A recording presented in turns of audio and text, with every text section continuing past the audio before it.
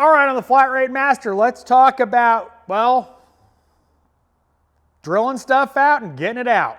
All right, first off, thanks to Eric, for giving me the idea for this video. So what we're going to talk about is the various tools to deal with stuck, broken, damaged fasteners.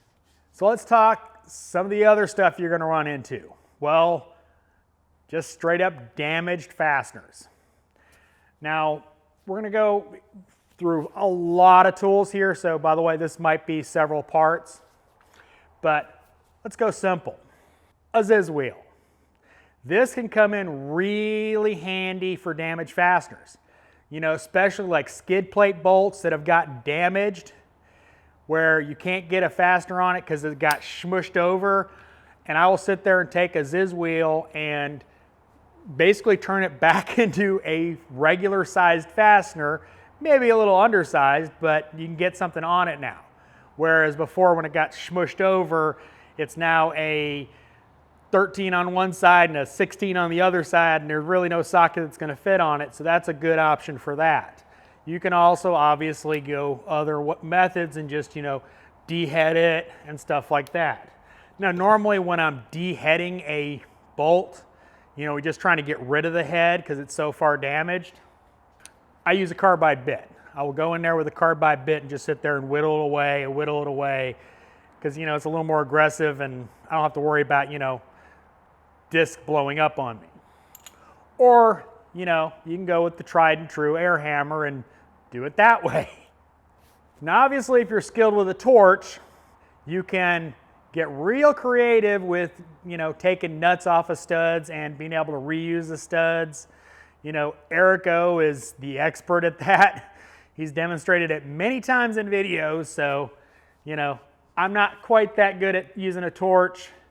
You know, I'm, you know, better than average, but I don't know how many times I've actually been able to successfully do that and be comfortable with the condition of the stud.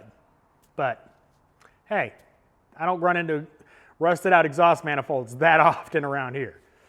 You know, normally when we quote those, they don't happen. All right, so now we get to the section where, well, they're just too far gone. You got to get them out of the hole, i.e., they're just not coming out. Well, you've got to, well, extract them. So first thing you're going to have to do is dehead it. Make sure you get it nice and level. And then, well, obviously, center punch it. Center punch it, center punch it, center punch it. If you didn't hear that, center punch it. You know, automated, the spring style, you know, get you a center punch. If you do any drilling, you need to have, well, a couple center punches. The self-popping ones tend to break after a while. This Mac one is holding up, but get you a new one every now and then. You know, maybe have a couple, but get you a good center punch. You know, or you can get you a manual one or one of the spring ones. When it comes to drilling, you're going to need several options. A matter of the situation. You know, sometimes you can get the big boy in there. Sometimes you got to use the little boy. Sometimes you got to use the right angle. Never fun. Trust me, never fun. But you got to do it. Now, as far as drill bits, don't go to Harbor Freight. I'm sorry, don't. There's nothing worse than, well, extracting a drill bit other than extracting a tap. My primary drill bits are either the, yes, I know they're expensive, the Hyper Steps from Matco, or the Mac drill bits. And these, by the way, are 100% warranted. So, you know, if they break, they replace them, no questions asked. The Matco ones are warranty up to a certain point, and then when they get to the small ones, you just got to buy a new ones. The small ones aren't really that expensive, so just keep sharp drill bits. The max you can sharpen if you want to. The hyper steps are basically have the tip of a step drill, and that's how they work. They work really well, but one of the issues I have with the step drill style hyper steps, if you're trying to do a bottom hole where there's, you got to stop, but you got to have a good,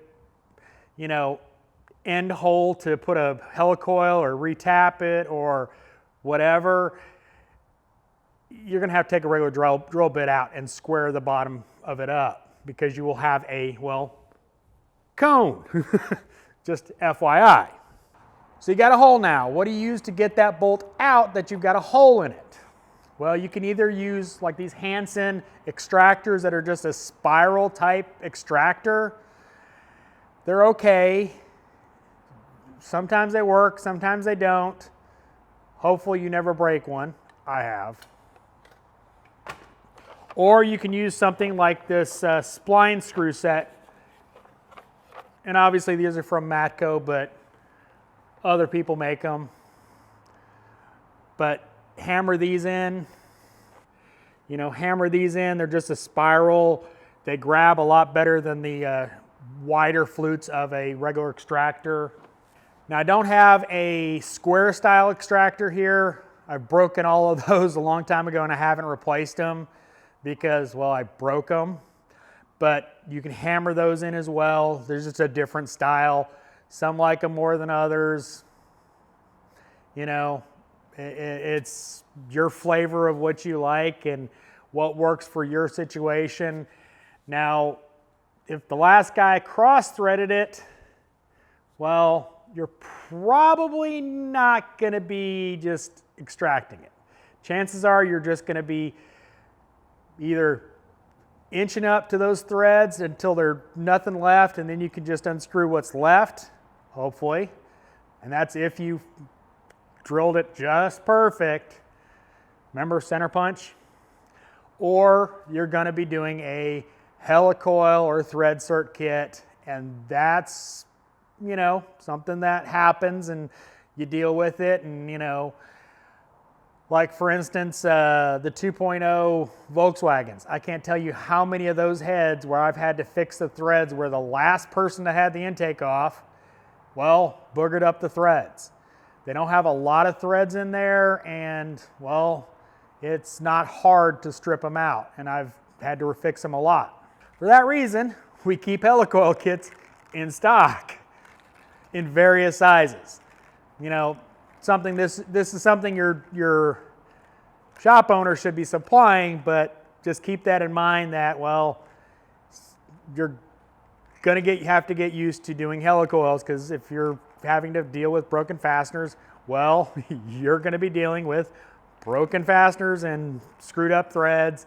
And now speaking of screwed up threads, speaking of damaged threads, thread restore kit. Now these are designed to fix threads, not tap threads. And all they are is cutting bits that are designed to clean up threads. And this is the kit. Now this is Snap-on. It's made by Lang Tools. Those are what you use to fix threads.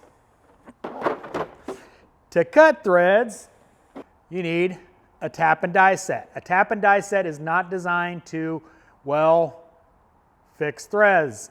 They're designed to cut threads. And, they're not supposed to be interchanged. Yes, for the haters out there, yes, you can fix threads with tap and die kit. Yes, I have. You can. But you shouldn't. Now, a couple little quick notes. Get your tap sockets. These are invaluable, and all it does is it's a socket that fits various size taps. I don't have the big size. I don't use 18 by 1.5 very often. But get you a set of tap sockets as well. So when you're fixing threads, you have very good control. rather than, well, one of these and trying to go, I hate using these things because it's so hard to make sure you keep everything straight because there's so much weight. Now let's talk when you break a tap.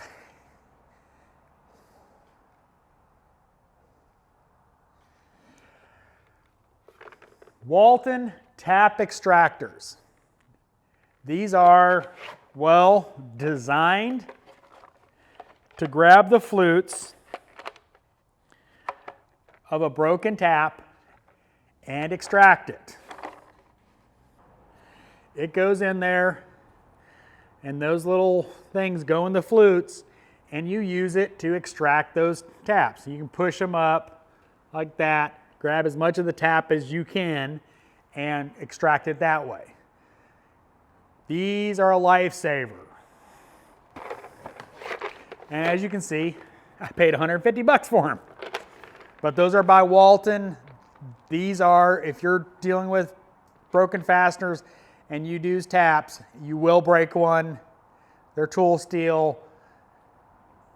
Get you these, because trust me, they will get you out of a jam, because there's nothing worse than a broken tap.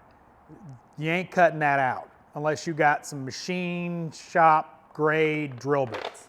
And my tap and die set, by the way, is Hansen. There's other brands that make them.